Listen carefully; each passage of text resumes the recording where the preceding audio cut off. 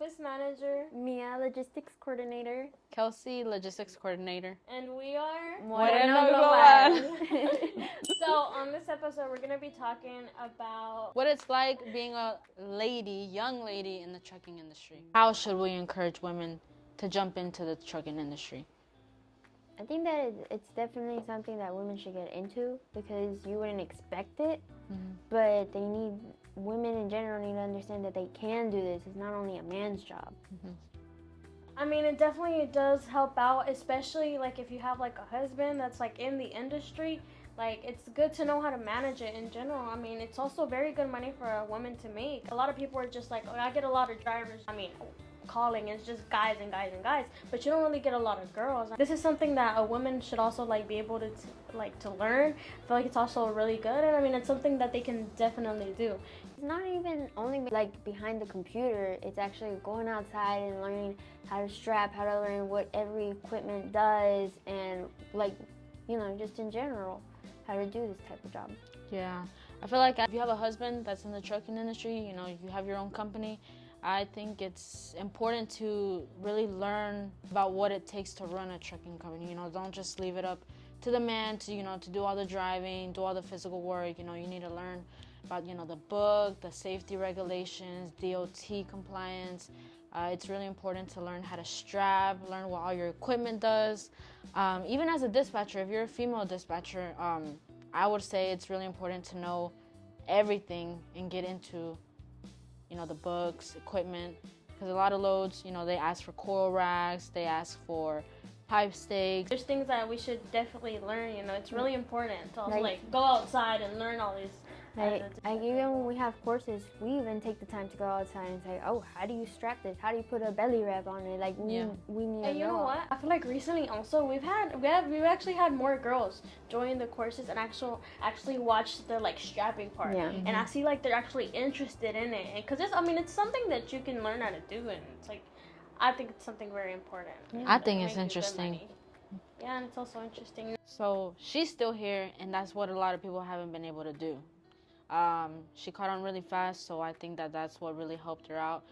She's been progressing a lot, and her numbers weekly show how much she's progressed, and a lot of people don't see the results. I feel like in general, you have to see people's attitude in order to know if they're gonna do good in this business, and if they're smart or not. In my opinion, I read Mia, I brought her on here. It's something I quickly saw her attitude, her, I could see that she wanted to learn, that she was willing to make money, and that she was just willing to make a lot of money, and that's what this business is about mainly. As a dispatcher, you have to want to make money to be able to make it, because it's something you earn off of your commission more than anything. It's not something that's automatically given to you. So you don't start making money off the bat. It'll take time. Something that not a lot of people like. A lot of people just want to have automatic money because of their hours. Not a lot of people want to work for their money. It's, hard to get people on that form. I think it's really rewarding when you work commission-based and you see every week how much you're improving, and your numbers will show it. Mia's have been increasing a lot since she first started here, because obviously the first week she was here, it wasn't the greatest, but she saw the potential she had to be better and make more. It's something I manage also a lot. I always see their numbers, all of them. I'm always hey Kelsey, you did way better this week, and you totally went out. Or Mia at the beginning, it's she start out a number, and I'm oh bro, she's making a lot of money, she's getting good at this. That gives you motivation. Yeah. There could be also bad sides about on the dispatch, for example, drivers.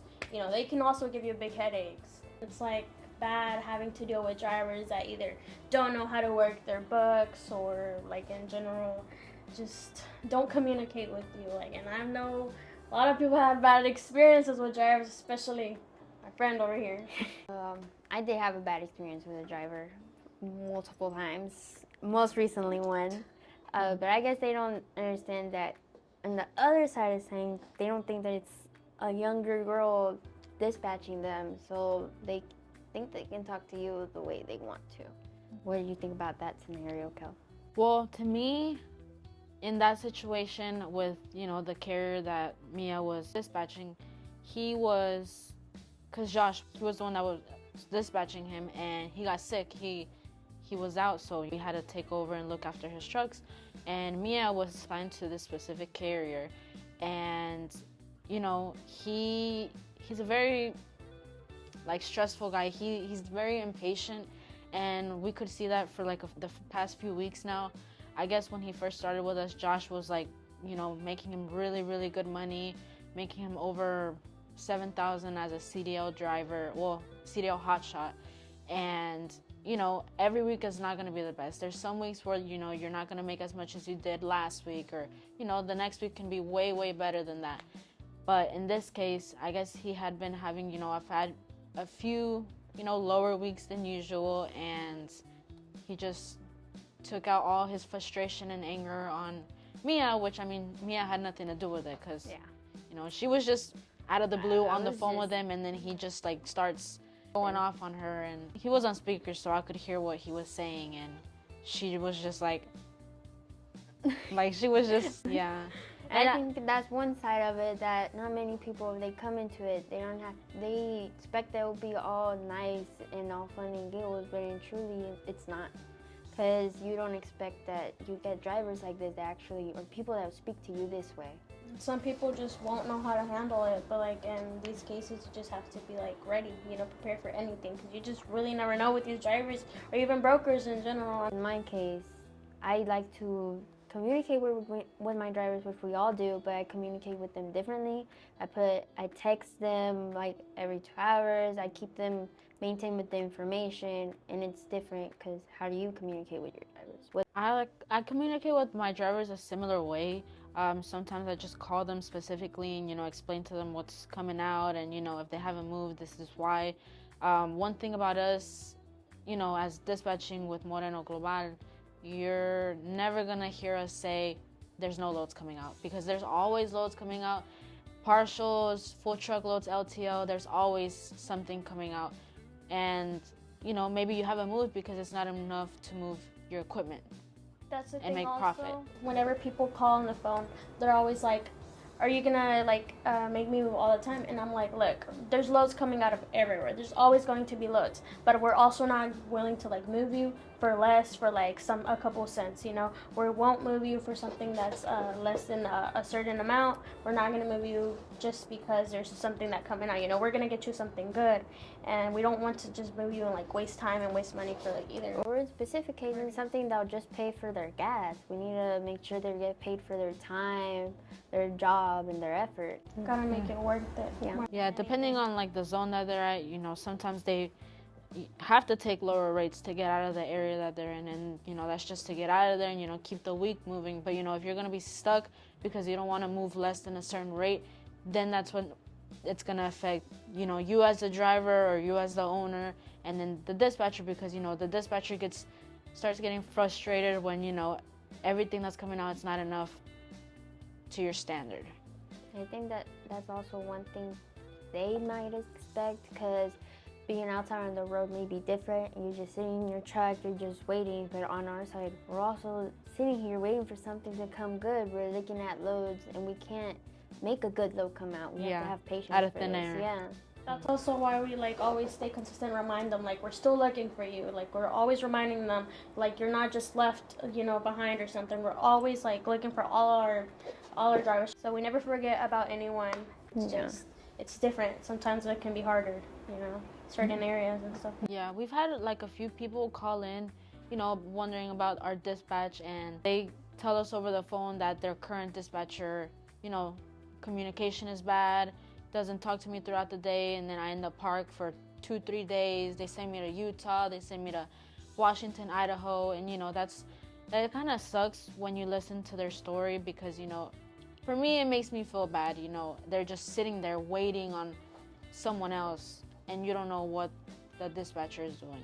Sometimes it even discourages them, and they feel like there's no money in this industry.